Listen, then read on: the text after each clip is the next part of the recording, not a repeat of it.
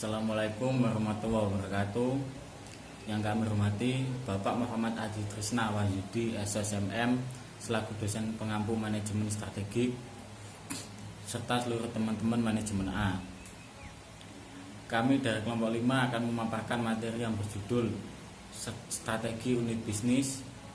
Sebelumnya saya akan memperkenalkan anggota kelompok kami, yaitu yang pertama Junita Rahma Hidayati, yang kedua Aufin Ayunda, yang ketiga Rohimatul Inayah, yang keempat Fadli Robi, yang kelima Wafi Inam. Materi yang kita bahas kali ini meliputi pertama identifikasi peluang bisnis, yang kedua membangun modal bisnis, ketiga strategi bersaing, keempat lingkungan bersaing dan dinamikanya, yang kelima strategi generik bisnis. Materi yang pertama yaitu identifikasi peluang bisnis. Yang pertama ada definisi identifikasi peluang bisnis. Dalam Kamus Besar Bahasa Indonesia atau KBBI dijelaskan bahwa arti kata identifikasi adalah sebagai tanda kenal atau bukti diri, penentu atau penetapan identitas orang, benda, dan sebagainya. Sedangkan menurut bahasa Inggris, kata identifikasi berasal dari kata identify yang artinya meneliti, menelaah. Identifikasi adalah kegiatan mencari, menemukan, mengumpulkan, meneliti, mendaftarkan, dan mencatat data dan informasi dari kebutuhan lapangan. Peluang bisnis penting karena merupakan kesempatan untuk melakukan bisnis dengan kegiatan dan aktivitas tertentu yang bisa mendatangkan manfaat dan keuntungan. Manfaat itu penting karena dengan satu usaha atau bisnis yang bisa memberikan manfaat kepada masyarakat, maka hasilnya tidak hanya bagus secara keuntungan tetapi juga bisa berkelanjutan. Yang selanjutnya, yang kedua, yaitu sumber-sumber peluang. Ada beberapa kegiatan yang dapat dijadikan sebagai peluang menurut Zimmerer 2005, yaitu yang pertama, produk baru harus segera dipasarkan dalam jangka waktu yang singkat. Kedua, kerugian teknik harus rendah. Ketiga, saat dimana pesaing tidak begitu agresif untuk mengembangkan strategi. Yang keempat, pesaing tidak memiliki teknologi yang canggih. Yang kelima, pesaing sejak awal tidak memiliki strategi dalam mempertahankan posisi. Yang keenam, perusahaan baru memiliki kemampuan dan sumber-sumber. Beberapa langkah yang merupakan sumber-sumber potensial peluang menurut Suryana 2006, yaitu yang pertama, menciptakan produk baru dan berbeda. Yang kedua, mengamati pintu peluang. Yang ketiga, analisis produk dan proses produksi secara mendalam. Yang keempat, menaksir biaya awal. Yang kelima, memperhitungkan risiko yang mungkin terjadi. Selanjutnya yang ketiga, memilih peluang yang tepat. Melihat ide bisnis yang sangat begitu banyak, kita tidak dapat melaksanakan seluruhnya. Kita dibatasi oleh sumber daya yang terbatas, sehingga kita harus memilih ide atau gagasan yang cukup layak untuk digunakan. Beberapa langkah untuk memilih peluang bisnis yang tepat. Yang pertama, tentukan tujuan besar yang hendak dicapai. Yang kedua, buatlah daftar ide usaha. Ketiga, penilaian terhadap kemampuan pribadi. Keempat, memilih kriteria. Kelima, membandingkan dan dapatkan saran dari pengusaha, konsultan, atau mentor. Keenam, penilaian keadaan bisnis sekarang dan akan datang melalui riset. Ketujuh, menetapkan pilihan. Selanjutnya, orientasi eksternal dan internal. Para wirausahawan harus memiliki keingintahuan dan minat pada apa yang terjadi di dunia bisnis untuk merangsang orientasi eksternal. Para pengusaha ini harus banyak menelusuri sumber gagasan seperti yang terjadi pada konsumen, kemudian perusahaan yang sudah ada, saluran distribusi, pemerintahan, penelitian, dan pengembangan. Sedangkan untuk orientasi internalnya terdapat 3 aspek yang perlu diperhatikan. Yang pertama adalah analisa konsep sehingga bisa terdefinisikan dengan jelas, termasuk untuk menguraikan masalah yang perlu dipecahkan dalam bisnis tersebut. Yang kedua, penggunaan daya ingat untuk menemukan kesamaan dan unsur-unsur yang nampaknya berhubungan dengan konsep dan masalah-masalahnya. Yang ketiga yaitu rekombinasi unsur-unsur tersebut dengan cara baru dan bermanfaat untuk memecahkan masalah-masalah yang terjadi pada perusahaan tersebut sehingga dapat digunakan konsep yang dipraktekkan. Pembahasan selanjutnya adalah membangun model bisnis. Ada 2 analisis yang digunakan, yaitu yang pertama adalah Business Model Canvas dan yang kedua SWOT Analysis. Mari kita bahas satu persatu. Yang pertama Business Model Canvas, yang mana bisnis ini digunakan untuk menggambarkan, memvisualisasikan, menilai, mengubah model bisnis. Konsep ini digunakan untuk saling berbagi ide yang memungkinkan pengusaha untuk mendeskripsikan dengan mudah di mana bisnis ini membuat strategi alternatif yang baru. Nah, Osterwalder dan Pittner membagi bisnis model kanvas ini menjadi 9 buah komponen utama, kemudian dipisahkan menjadi komponen kanan, sisi kreatif, dan komponen kiri, sisi logika.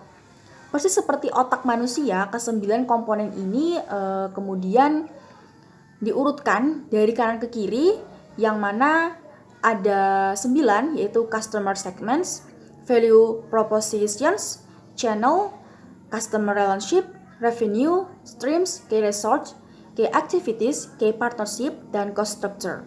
Analisis yang kedua adalah SWOT analisis yang bertujuan untuk mengidentifikasikan berbagai faktor secara sistematis untuk merumuskan strategi perusahaan. Analisis ini dijelaskan pada 4 hal, yaitu kekuatan atau strength, kelemahan atau weaknesses, peluang opportunity, dan ancaman threat. Pembahasan selanjutnya adalah strategi bersaing. Kita bahas terlebih dahulu pengertian dari strategi bersaing. Strategi bersaing adalah perumusan untuk meningkatkan daya saing usaha di mata pelanggan atau calon pelanggan atau disebut dengan konsumen. Strategi ini memberikan keunggulan sehingga membedakan dengan usaha lain dan menimbulkan persaingan yang sehat dengan pelanggan bersegmentasi.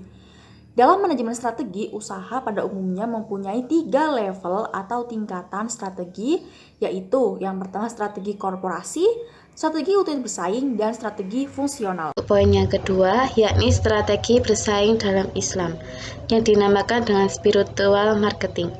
Spiritual marketing adalah bentuk pemasaran yang diwarnai dengan nilai-nilai spiritual dalam segala proses dan transaksinya hingga mencapai tingkat ketika semua stakeholder utama dalam usaha seperti pelanggan, karyawan, dan pemegang saham dan pesaing itu dapat memperoleh kebahagiaan.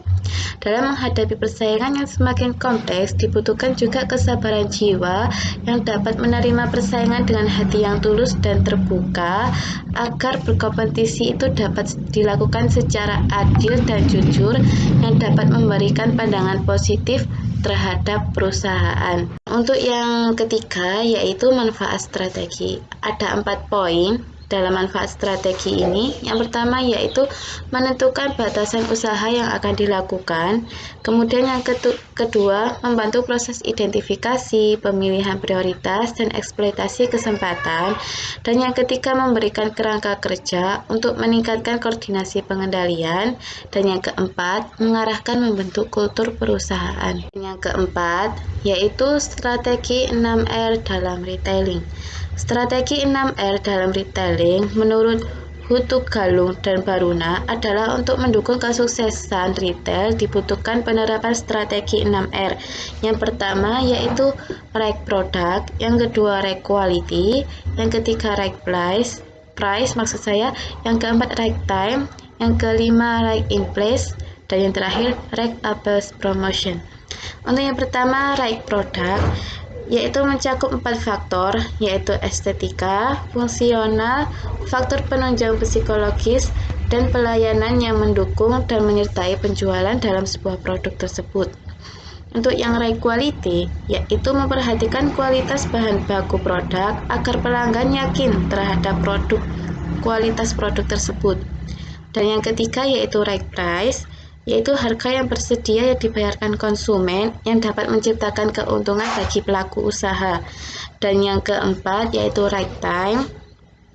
Right time di sini yaitu seorang peretail harus mengetahui kapan konsumen bersedia membeli barang yang dibutuhkan. Dan yang kelima yaitu right in place, yaitu menyangkut pemilihan lokasi, penentu lokasi yang strategis dalam menjalankan suatu usaha ke depannya nanti. Dan yang terakhir yaitu right appeals promotion, yaitu upaya untuk menawarkan sebuah barang kepada calon pembeli atau kepada calon konsumen nantinya. Ya, materi selanjutnya adalah lingkungan bersaing dan dinamikanya. Lingkungan persaingan merupakan bagian dari lingkungan bisnis eksternal yang terdiri dari banyak perusahaan yang mencoba untuk menarik pelanggan di pasar yang sama. Persaingan adalah keadaan ketika organisasi berperang atau berlomba untuk mencapai hasil atau tujuan yang diinginkan seperti konsumen, pangsa pasar, peringkat survei, atau sumber daya yang dibutuhkan. Dalam strategi kompetitif, pertandingan pada suatu perusahaan harus terpusat pada intensitas persaingan di dalam perusahaan, di mana tingkat dari intensitas ditentukan oleh kekuatan persaingan. Dalam sistem perusahaan yang bebas, tidak semua industri sama persaingannya. Para ekonom telah mengidentifikasi 4 tingkat persaingan dasar dalam sistem perusahaan, yaitu persaingan sempurna, persaingan monopolistik, oligopoli, dan monopoli. Persaingan sempurna adalah persaingan yang mana di dalamnya terdapat banyak produsen yang memproduksi barang yang sama. Persaingan monopolistik adalah persaingan yang mana di dalamnya terdapat produsen dan memproduksi berbagai barang-barang yang variatif dan berbeda-beda. Sedangkan oligopoli adalah persaingan yang di dalamnya hanya terdapat segelintir produsen yang menguasai pangsa pasar. Kemudian untuk pasar atau persaingan monopoli, di dalamnya hanya terdapat satu produsen atau perusahaan yang memonopoli atau menguasai pangsa pasar tersebut. Jadi lebih simpelnya, lingkungan bersaing adalah sebuah persaingan yang terjadi di luar perusahaan yang tujuannya untuk menarik pelanggan dan mendapatkan pangsa pasar di dalam pasar yang sama. Selanjutnya adalah strategi generic business. Strategi bersaing generik adalah serangkaian komitmen dan tindakan yang terintegrasi dan terkoordinasi yang dirancang untuk menyediakan nilai kepada para pelanggan dan mendapatkan keunggulan kompetitif dengan mengeksploitasi kompetensi-kompetensi inti dari pasar produk individual dan spesifik. Dengan kata lain, strategi bersaing generik merupakan aktivitas-aktivitas perusahaan yang mampu menciptakan keunggulan yang berbeda dari para pesaingnya. Atau, strategi generik adalah strategi untuk menemukan keunggulan-keunggulan perusahaan atau produk perusahaan daripada produk-produk dari perusahaan lain. Sekian dari kelompok kami, kurang lebihnya mohon maaf. Wassalamualaikum warahmatullahi wabarakatuh.